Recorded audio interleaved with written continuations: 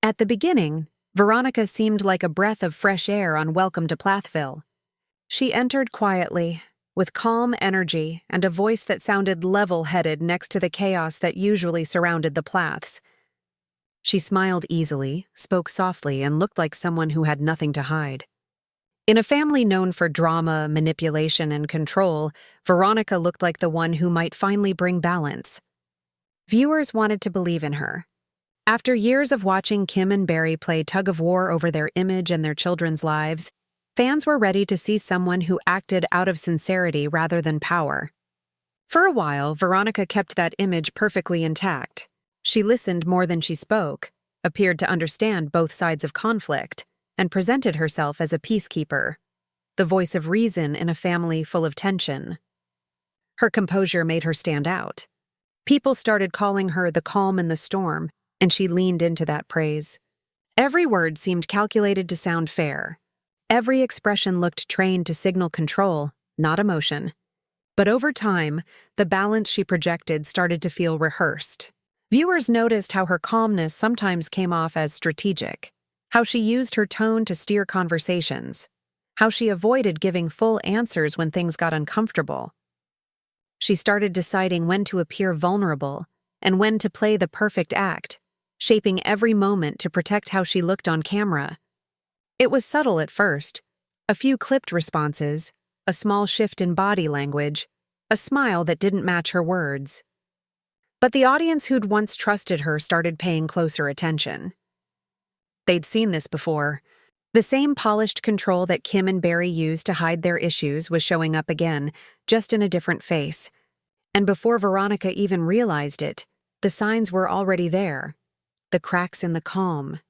The performance beginning to slip. It didn't take long before fans started noticing that Veronica's calm exterior wasn't lining up with what was actually happening on screen.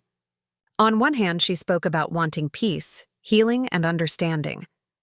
But when the camera cut to other scenes, her actions told a different story. The tone in her voice shifted slightly when certain names came up. Her expressions hardened when she thought no one was watching. And that was enough for the online audience to start connecting dots that the show itself hadn't spelled out.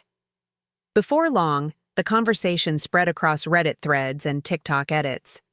Fans began comparing clips side by side, the way she smiled during one confessional while criticizing someone in another. The same people who'd once praised her for being a neutral voice were now time-stamping her contradictions, breaking down moments frame by frame. It became its own investigation. Comments started piling up. "She's not as innocent as she looks. That tone says everything.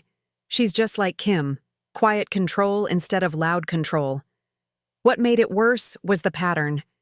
Veronica claimed to hate drama, yet somehow she always ended up at the center of it. She would say things like wanting everyone to get along, then moments later, subtly fuel tension between people who were already struggling to coexist. Her calmness, once comforting, began to feel like a tool, a way to steer narratives without getting her hands dirty. It reminded viewers too much of Kim and Barry's style, the same polished control wrapped in sincerity. Kim used strict rules and guilt.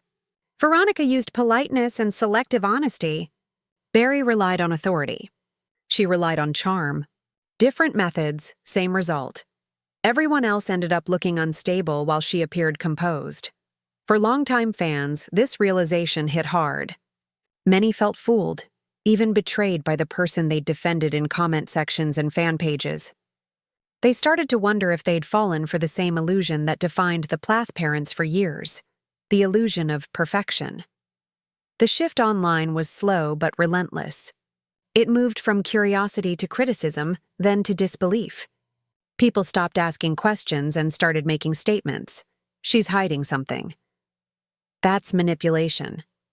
The trust she built piece by piece unraveled in real time, and there was no way to put it back together. Once the audience senses dishonesty, it's over, because reality TV might be edited. But fans always see through the act.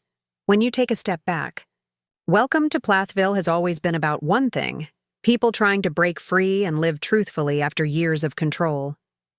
From the very beginning, the Plath family's story has revolved around image, obedience, and the cost of pretending everything's perfect. Mariah's rebellion wasn't just teenage angst.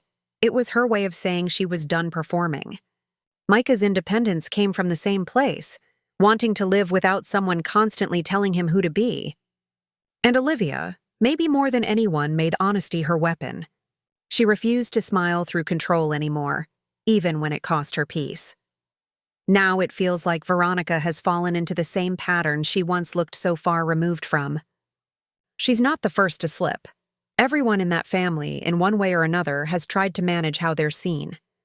But what makes her story sting is how quietly it happened. She didn't yell, she didn't preach. She just started editing herself in small ways until the truth got lost somewhere in between what she felt and what she wanted people to believe. I think she believed control was protection, not manipulation. But that's where it always goes wrong. Because the moment you start controlling how others see you, you stop showing them who you really are. And the more you fight to keep that image standing, the heavier it gets. You can almost feel the weight of it in her expressions now. That tiredness of holding up a version of yourself that no longer feels natural. Living for image instead of truth always catches up. It drains you, one performance at a time, until something finally gives. And when it does, it's never quiet. The mask cracks, the truth spills out, and suddenly the story you tried to control starts writing itself. In Veronica's case, it's clear. The act can't last forever. Not in a world where the audience has learned to read between every line. When the truth finally hit, the shift in the audience was immediate and undeniable. Comment sections that once praised Veronica's calm energy turned sharp and questioning. Fans who had defended her for months started replaying old clips, this time noticing every half smile, every careful deflection. Across Reddit, Facebook groups, and TikTok edits, the same message started echoing. They didn't want perfection anymore. They wanted honesty. People weren't angry because she made mistakes. They were angry because she kept pretending she didn't. Discussions grew louder by the day. Some viewers said they would have understood if she had just admitted she got caught up in the drama. Others pointed out that everyone on Plathville has had moments of pride or fear, but what separates the ones who recover from the ones who fall is transparency. The audience can handle flaws. They just can't stand fakeness. Veronica's silence only made things worse. Every time she ignored a question or brushed off a contradiction, it looked like guilt. Every attempt to control the narrative came off as avoidance. Her credibility didn't collapse in one big moment. It faded slowly. Each new episode showed a little less warmth, a little more tension in her eyes. Fans stopped defending her because they didn't feel connected to her anymore. She'd built her reputation on being real, but once that was questioned, there was nothing left to hold on to. And in a strange way, this entire story circles back to the core message. Welcome to Plathville has been teaching from the start. Control never saves anyone. It destroys trust, it isolates people, and it always ends with the same quiet downfall. The moments that have lasted from this show aren't the polished ones. They're the raw, messy confessions that felt human. Veronica's story isn't just another scandal. It's a reminder. The truth doesn't destroy people. Pretending does.